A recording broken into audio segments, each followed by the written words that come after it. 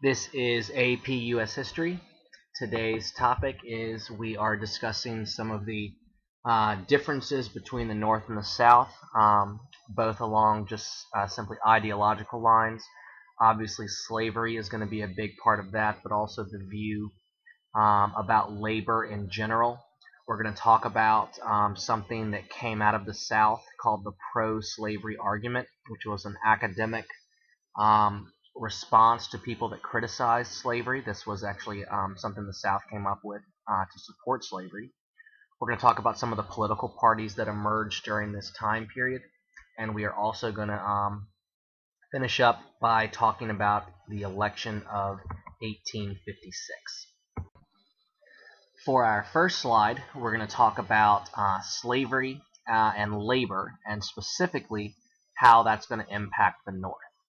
Now, we've talked about a lot of the differences that existed between North and South. The North is a much more industrial and their economy was based upon manufacturing.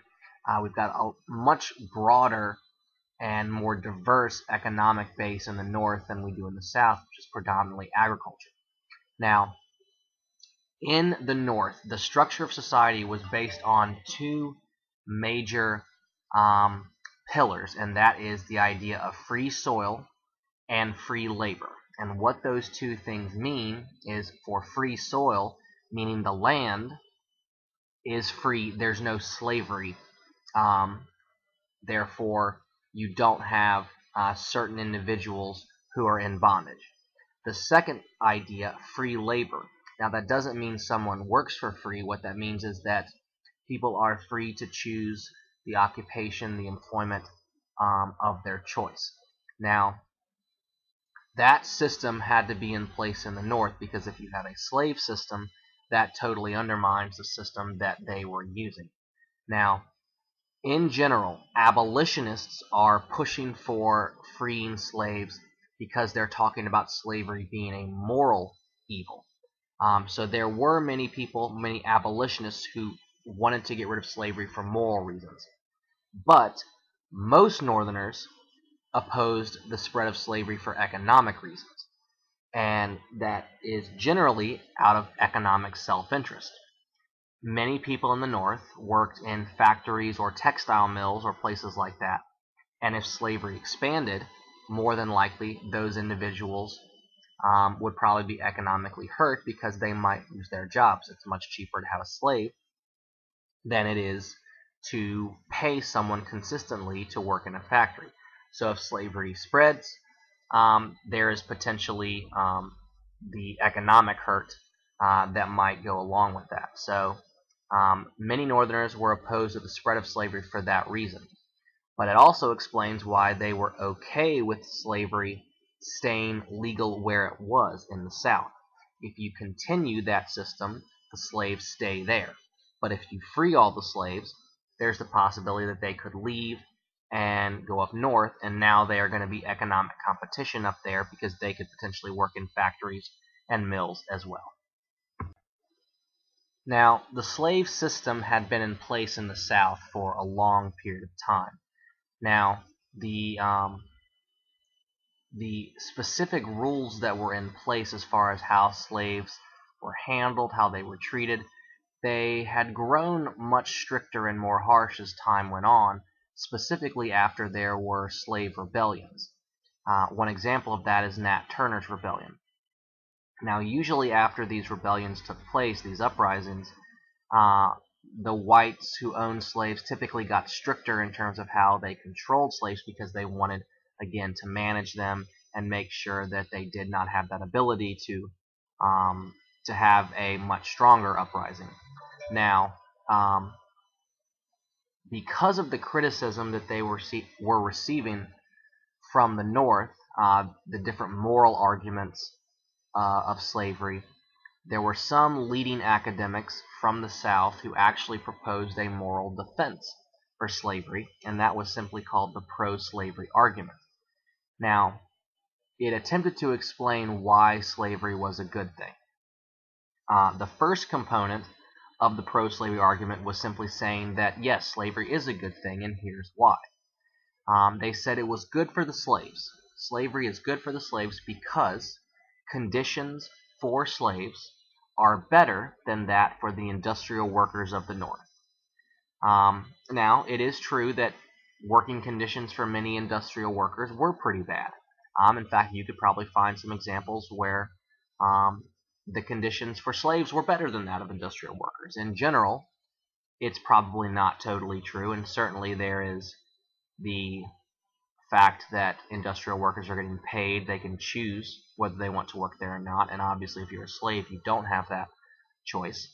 But the next part of this argument is saying that slavery is good for society as a whole because whites and blacks are unable to live together in peace. This is the only way that they are able to stay together without um, descending into violence and having other problems like that. So the pro-slavery argument is saying that having a slave system is the only way that these two races can live together in peace. And the final part of the argument, and perhaps the one that actually does have a significant amount of credibility to it, is the economic reasons. They're arguing that slavery is good for the country because cotton is the #1 export. The King Cotton system is driving the American economy. It's also very important for northern manufacturing and shipping. And if you undermine this system, then you're going to undermine the entire U.S. economy. And I guess finally, the way that many Southerners also argued this was that the Southern way of life, the agricultural system, slower paced, that was a better way of life than that in the North. That's what Southerners would argue. When they saw the North, they saw greed, corruption, selfishness. They saw these large cities that were dirty and had urban problems, and they thought that the system they had in the South was superior to that. And part of the reason for that was the system that they had in place, including slavery. And when they compared what they had in the South to the North, they thought the Southern way of life was superior. And this was another thing that they used in the pro-slavery argument to argue that, yes, indeed, it is a better system to have. So we've had a lot of upheaval in the 1840s and 1850s, and a lot of that can be seen politically as well. Now, the Democrats were hurt by the slavery issue, but not as much as the Whigs. The Whigs were basically being driven apart by the situation that was emerging in the country. Now, they were formed because of opposition to Andrew Jackson. And with Andrew Jackson out of the picture, there wasn't as much sometimes to hold this party together. And slavery was certainly hurting the party. Now, many Southerners who were wealthier, slave owners, especially plantation owners, they were a little bit more likely to be Whigs. Democrats tended to be the party of the people, the common people, the working people, but not necessarily the upper class, and so many wealthy Southerners were Whigs. However, with the Whigs not necessarily coming out strongly in support of slavery, sometimes they would lose these members. Now, the Kansas-Nebraska Act would further hurt the Whig Party because of the fact that they were not able to take a strong stance on the slavery issue. But we see some other parties also emerge during this time period. Now, one of them is the Know Nothing Party, and they get this name because they had some history as a secret society, and one of the ways you could identify another member was you would basically say to them, "I know nothing." So that's where the name of the party comes from. They're significant because they are a nativist party. So with increasing immigration during the time period, the Know Nothings argued in favor of reducing immigration and making sure that native-born Americans maintain political control. But they had the same problem as the Whigs in that they split over the slavery issue. So the Know Nothings are going to be a third party. The Free Soil Party is also a third party from this time period, and they are opposed to the expansion of slavery also. but they would not have any type of significant impact on the elections. The biggest thing that we're going to see is that the Republican Party is going to be born in the 1850s, and they're going to be a collection of some Democrats who were opposed to slavery, former Whigs, people from the Free Soil Party also. The Republicans are a regional party at first. They're in the North. They're not in the South, but they are going to be made up of many people who are opposed to the institution of slavery. So that is a major reason why the Republican Party is formed. So the issue of political parties takes us to the election of 1856 next. Now, Bleeding Kansas had gotten very unpopular, and Franklin Pierce was just connected too much to this issue, and so Democrats wanted to pick somebody else. Now, they end up picking a guy named James Buchanan, who had been in England as a diplomat during the time Bleeding Kansas has been going on, so he really isn't tied to this issue at all. So the Democrats nominate James Buchanan. Republicans, in their first presidential election, they nominate John C. Fremont, and Millard Fillmore, previous president, he gets nominated by what's left of the Whigs and the Know-Nothings. Now what we see in this is that James Buchanan does win the election, and again, he's a Democrat. Fremont, who again, he's the first Republican to run for president, he gains a significant amount of support.